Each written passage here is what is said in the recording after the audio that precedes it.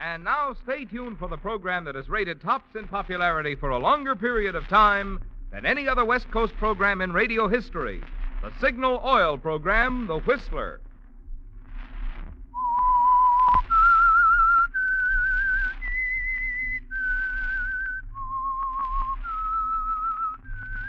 S-I-G-N-A-L Signal Gasoline. Signal, the famous Go Farther gasoline, invites you to sit back and enjoy another strange story by The Whistler. For extra driving pleasure, the signal to look for is the yellow and black circle sign that identifies Signal service stations from Canada to Mexico. And for Sunday evening listening pleasure, the signal to listen for is this whistle that identifies the Signal Oil program, The Whistler.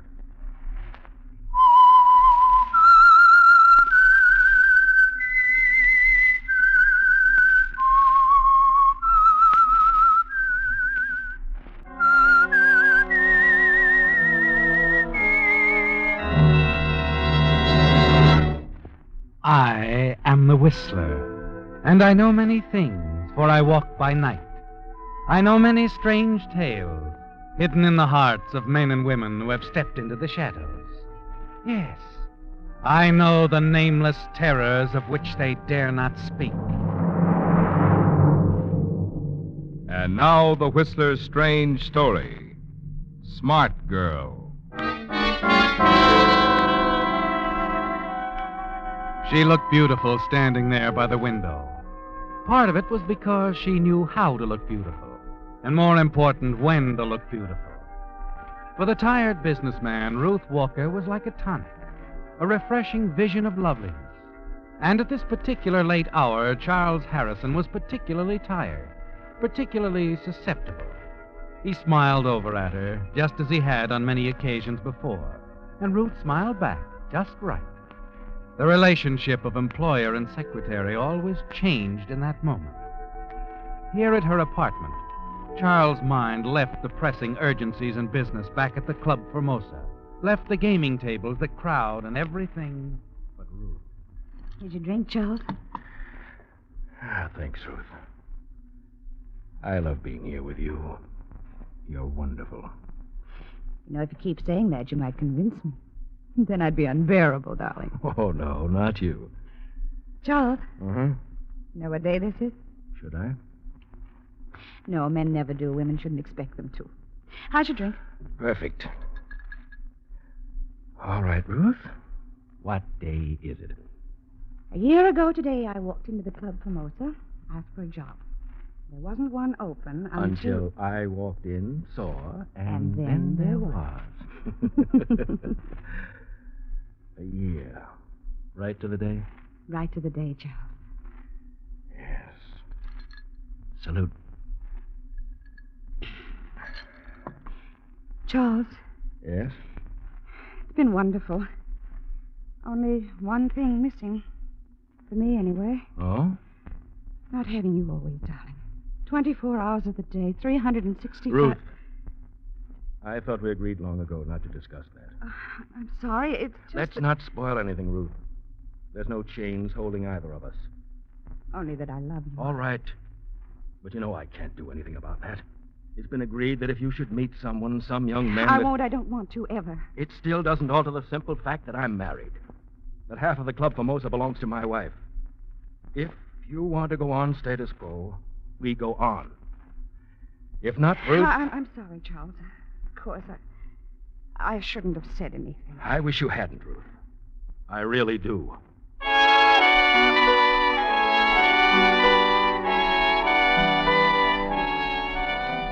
Well, Ruth, even after a year, it's moving too fast, isn't it? Charles is still cautious, on guard. You're not even sure that you haven't spoiled your original plan. You're still wondering about it after Charles is gone when...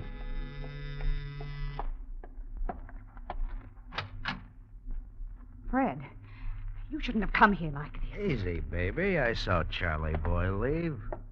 Close the door. I want to have a talk with you. It's late. No. It's early. Early in the morning. Just relax. Ah, comfortable chair. Only Charlie boy's been sitting in it too long. What do you mean by that? When do we go to work on him? What's holding things up? I'm getting sick and tired of waiting around. You're always in a rush. Yeah, and you're always taking too much time. Look, you got enough on the guy. When do I drop around and threaten to tell his wife? I'll tell you when. You told me that 6 months ago. Say, you wouldn't have something else on your mind, would you? Like what? Like deciding you'd make a better deal for yourself by marrying Charlie boy and cutting me out of the deal? That's ridiculous. I don't think so. You had plenty of time to work on it. Well, I'm warning you, sweetheart, don't try it. I could really jam things up for you. Tell Charlie boy a lot about little Ruthie. Fred, you don't really think that I double-crossed... Just see that you don't. I'm not stepping out. Not now. I need dough, and I need it quick. If you don't move pretty soon, Charlie's going to learn a lot. All right, but you'll have to wait until I figure the best way to handle it. I'm as anxious for some real money as you are. Then make it snappy, or I'll have a little talk with Harrison. Now, how about a drink, huh? Sure, Fred. Sure. You leave Fred, go into the kitchen for some ice. It's more of an excuse than anything else, isn't it, Ruth? Because Fred came so close to the truth in thinking you might try to take the easier way with Charles. Marriage. The way to get everything you wanted. Fred is going to be difficult to manage from now on, isn't he? He could ruin everything between you and Charles. Somehow you've got to stall him. Get some money for him. And the sooner, the better. Then suddenly a thought occurs to you. The more you think about it, the more certain you are that it's an excellent idea. You hurry back into the living room. Here's your drink. Thanks, honey. Fred, Yeah? I've been thinking. You want money and I want money. Mm-hmm. I know how we can get plenty. In a week. I keep talking. I don't like the blackmail idea. Charles might not go for it either. Too dangerous for both of us. You, got a better idea? Much better. A hold-up. Oh, you're nuts. Besides, I'm not interested in chicken feed. Does 20,000 sound like chicken feed? What? 20,000? Mm-hmm. Listen, Fred, I'm the only one who knows this. But every Friday night, Charles brings the proceeds of the club home with him. It's usually around $20,000. He banks it on Saturday morning. What are you trying to pull? Do you expect me to believe he's that big a chump? He's not as big a chump as you think. See, he figures everybody would think the same way you do. Nobody would ever get the idea he'd be carrying all that money around with him when there's a perfectly good safe at the club. Yeah, he's not so dumb at that. Well, tell me more, baby.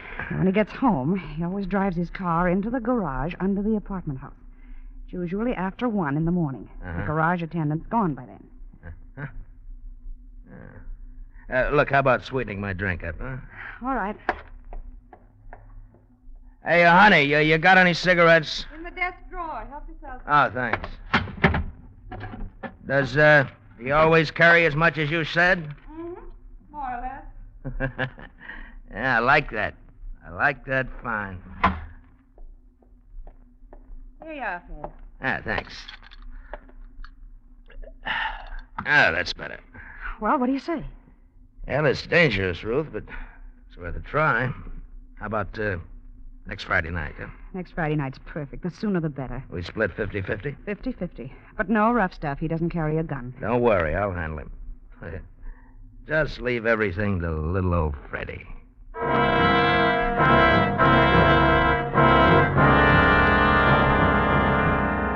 It's a perfect setup, isn't it, Ruth? And you're confident everything will work out just as you have it planned. That confidence stays with you until the following Friday. Then, as evening comes and the hour for the hold-up draws near, you're calm, not the least bit nervous. Fred knows exactly what he's to do, and so do you, don't you, Ruth? A few minutes before midnight, you leave the club and hurry to the corner drugstore.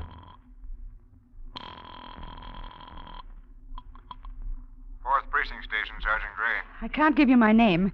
And there's no use trying to trace this because it's a public phone. What's on your mind, lady? A robbery. It's going to happen tonight, in a few hours. Someone is going to try to hold up Charles Harrison in his garage at the Parkview Apartments.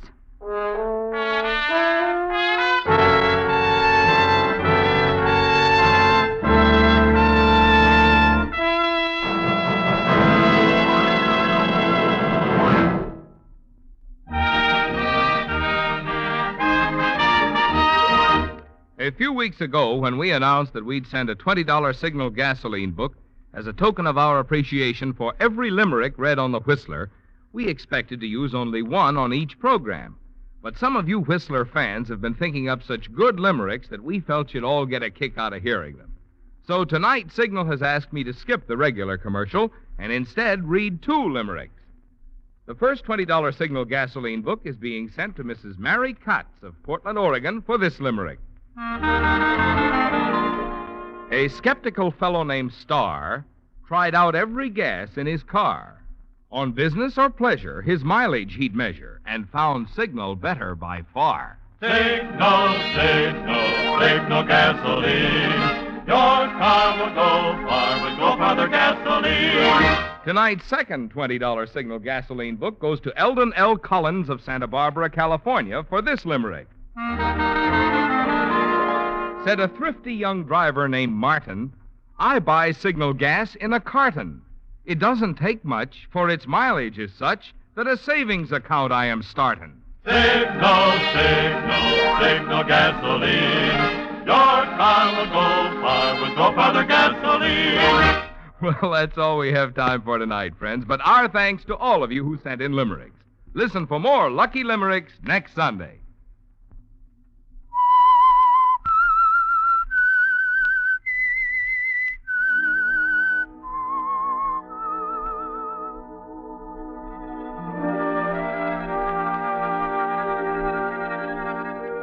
You know it's a perfect setup, don't you, Ruth? Your frame against Fred. It's only a matter of hours now, and you're certain that he'll be caught by the police when he attempts to rob Charles Harrison. Then he'll be out of your way for a long time, years. You can have all the time you need to win Charles over, make him see things your way. When you reach your apartment after leaving the club, you pace the floor, tense, nervous. And then shortly before 2 a.m, you have a visitor. Fred. What's the matter, baby? You're looking at me like you didn't expect me back. Oh, no, it's just... Never mind that. Just get me a drink, a straight one. I need it bad. Fred, what is it? Something go wrong? Yeah, everything. And I didn't get the dough. What happened? Harrison got rough. He's a big guy and not easy. Well, he's dead. Dead? I told you... Skip it. Who told him? That's what's bothering me. I don't know what you mean. He acted like he knew, that's all. Like he'd been tipped. He had a gun on him. But I don't see how... All right, so you don't see how. It's good enough for now. Fred, no one saw you. You got away from the apartment. It didn't happen at the apartment. I changed my mind. I was hiding in back of Harrison's car when he drove away from the club. Look, are you going to get me that drink? All right, Fred. As you leave to get his drink, you begin to add it up in your mind. The police must have tipped off Charles, instructed him to drive into the garage as usual, not to take the money, but to carry a gun. You hope that Fred doesn't read the fear in your eyes as you return from the kitchen. You find him standing by your desk, looking at your tiny pearl-handled revolver. There's a strange look on his face. What's the matter, Fred? Matter? Nothing. I was just looking at this gun of yours, baby. Why? Charles pulled a gun on me tonight. Looked a lot like this one. Noticed it in this desk drawer the other night when I got those cigarettes. I was just checking to make sure it was still there. You didn't think that... Yeah, that's what I was thinking. It's a good thing for you I was wrong. Just forget it. Forget it. The way you handled it, there's a murder charge now. Ah, we missed this time, that's so... Hey, wait a minute. That's coming this way. Not your nerves. You're imagining things. No, I'm not. I'm going to get out of here. But I'll be back. If I were you, Fred, I'd get out of town. Fast. Yeah? Well, maybe you're right, Ruth. We'll see. The moment he's gone, you rush to the window, look down into the street, see a police car pull up in front of your apartment house. But it's just routine, isn't it? And you've got to face them, react the way they expect you to. You wait. Finally, the dreaded moment arrives. Miss Walker? Yes? Lieutenant Lewis, homicide. May I come in? Well, yes, of course. Sorry to disturb you at this hour, Miss Walker, but... What's wrong, Lieutenant? Afraid I have some bad news for you. It's about your boss. Mr. Harrison? Yes. There was an attempted holdup. He was killed. Oh. Oh, here. Better sit down, Miss Walker. You sink down into the chair and cover your face with your hands. You play your part well. The grief-stricken secretary, shocked by the news of the tragedy. You answer every question in a straightforward manner. Finally, the officer is finished, satisfied that you're in the clear. Well, I guess that's all for now, Miss Walker. I may drop around again in a day or so. Depends on how we make out. Just routine, you understand. Yes, of course. Good night, Lieutenant.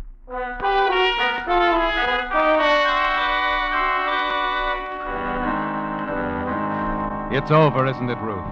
And you breathe a sigh of relief as the police lieutenant leaves. He doesn't suspect a thing, does he? As the days go by, it seems evident that the police have no clues to the identity of the killer of Charles Harrison, much less to your part in the crime.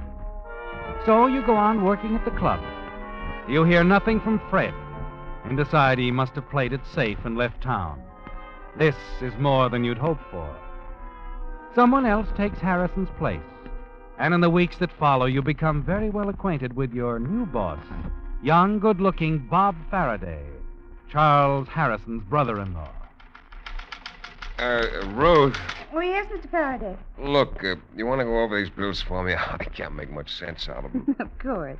I'm afraid Sis made a bad mistake turning this place over to me. Nonsense. Mrs. Harrison knows what she's doing. You'll get on to it. I don't know. Thank heavens you're around. This just isn't my line. What is, Mr. Faraday? Horses. Oh, now, don't tell me you never heard of Faraday Farms. Why, of course, but I didn't know that you... Boy genius. I tell you a secret. I have the best trainers in the business. Is that so? Seems to me I had a rather sad experience with a horse of yours named Melanie D. at Santa Anita not long ago. The track wasn't right. Accept the alibi? Sure. Well, she's running at Del Mar now, and if you'll take a tip... Thanks. No, really, she's ready. If you could just see her.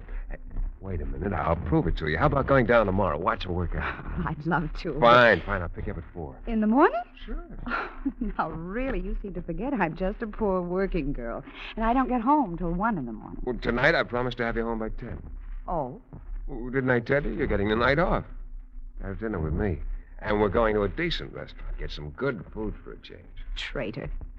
How about it, Ruth? All right.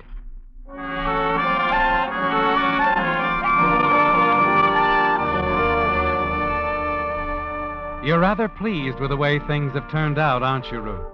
Losing Charles, the opportunity of marrying a wealthy man, was a shock to you.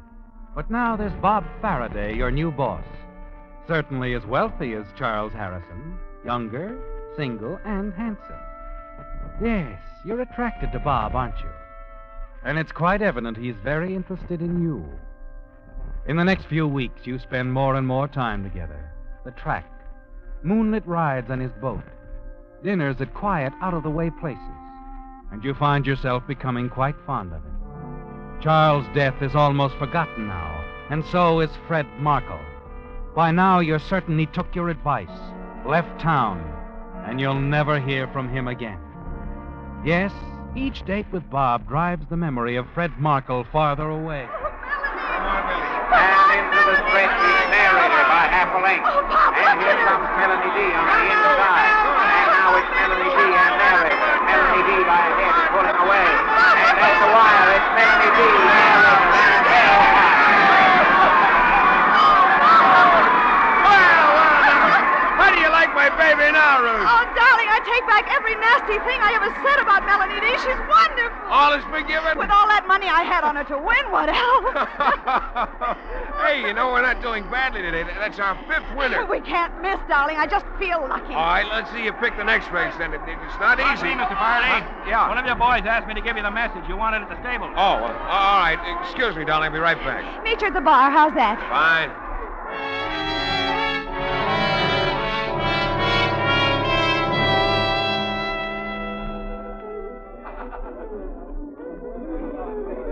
This seat taken, miss? Why, yes, it...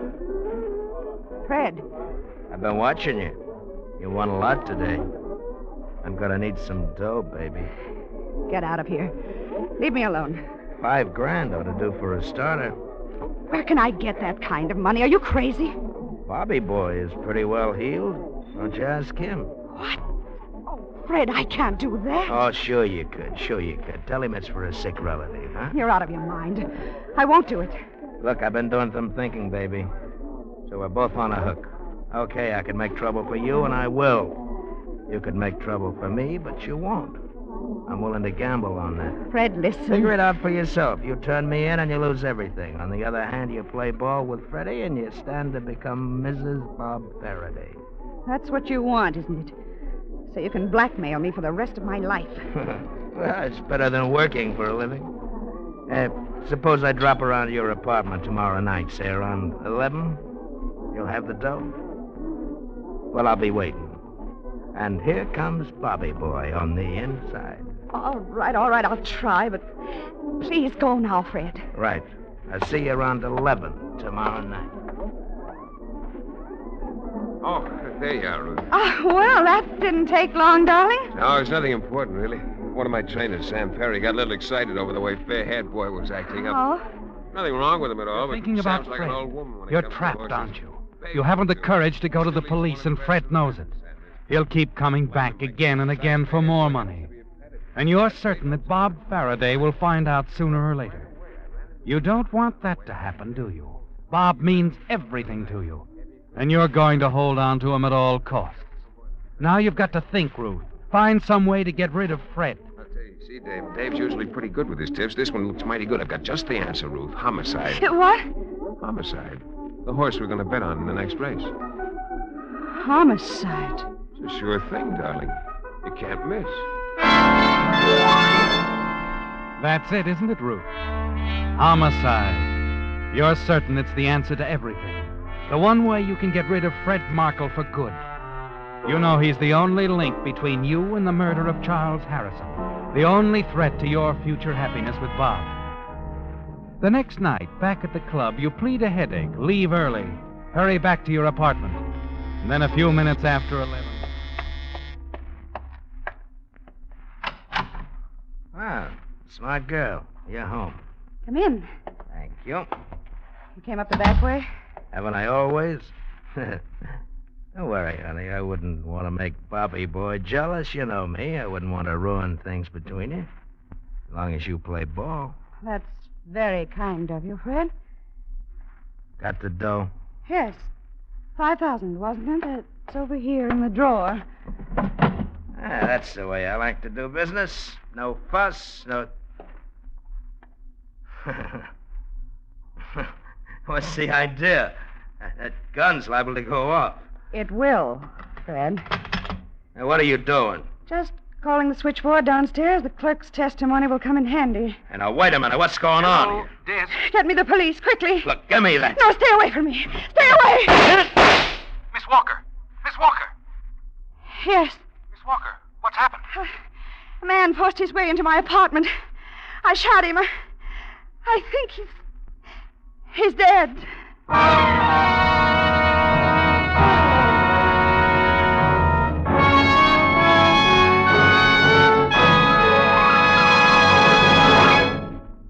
You know, I was thinking the other day, if automobile engines were made of glass, a lot more drivers would switch to Signal Premium Compounded Motor Oil. Because through the glass, you would see how the scientific compounds in this improved type Signal oil help to keep wear down and performance up. In the cylinder head, for instance, where temperatures rise to around 3,000 degrees, you would see how one of those compounds makes Signal Premium stand up under heat, keeps it from breaking down and forming harmful gum or varnish. Around the piston rings, you would see how another compound in Signal Premium actually removes carbon. And down in the bearings, you would see how still another compound prevents corrosion. Yes, if automobile engines were made of glass, you'd see the many things that Signal Premium does for your motor, besides just lubricate. In short, you'd see why, if you want to keep that like-new performance in your motor longer, you should get your next oil change at a Signal station. Get it changed to Signal Premium Compounded Motor Oil.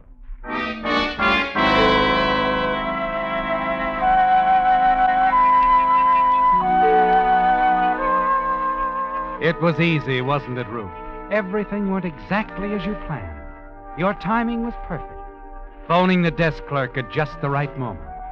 He overheard the brief struggle in your apartment, your frantic plea for the police, and then the shots. Now Fred Markle is dead, and with a desk clerk's word to back you up, even Police Lieutenant Lewis believes you killed Fred in self-defense. You're certain, too, that the last link between you and the murder of Charles Harrison and the threat to your future happiness as Mrs. Bob Faraday has been eliminated. Late the following morning, you're having coffee in your apartment when... What? Lieutenant. Morning, Miss Walker. May I come in? Yes, of course. I brought your gun back. My gun? I didn't even know you'd taken it. Whenever there's a fatal shooting, we always take the gun to ballistics. Routine, you know. I do have a permit for it, Lieutenant. Yes, I know. We checked that. You, keep it in your possession at all times? When I don't have it with me, I keep it in the desk drawer there. What's this all about, Lieutenant? Miss Walker, you're going to have to come down to headquarters with me. Now. What for? Murder. Murder? But you said... Last night you said it was self-defense. I'm not talking about last night. I'm talking about the murder of Charles Harrison in that attempted holdup a few weeks ago. Charles Harrison? But I wasn't anywhere near there. How could you possibly... The gun you used on Fred Markle last night, your gun, Miss Walker, is the same gun that killed Charles Harrison. My gun killed Charles Harrison? That's right. Ballistics prove it beyond a doubt. But it couldn't have been... Unless... Fred. As he took it. The night he got the cigarettes from the drawer. What's that? Nothing, Lieutenant. Nothing at all.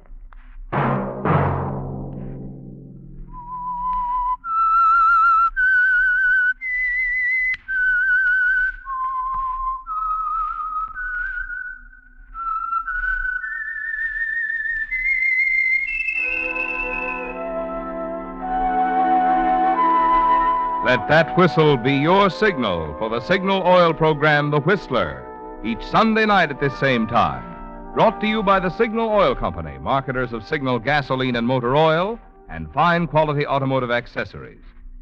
Remember, if you would like the fun of having your friends hear a limerick of yours on The Whistler, the address to which to send it is Signal Oil Company, Los Angeles, California. All limericks become the property of Signal Oil Company. Those selected for use on The Whistler will be chosen by our advertising representatives on the basis of humor, suitability, and originality. So, of course, they must be your own composition.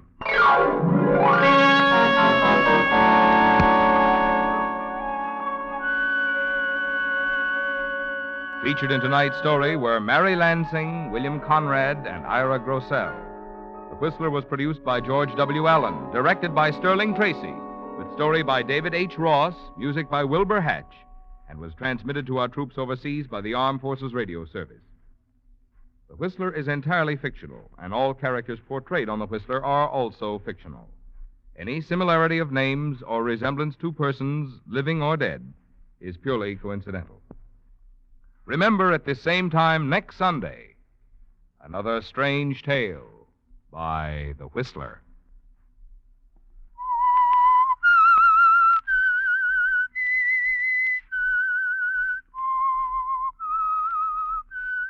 S-G-N-A-L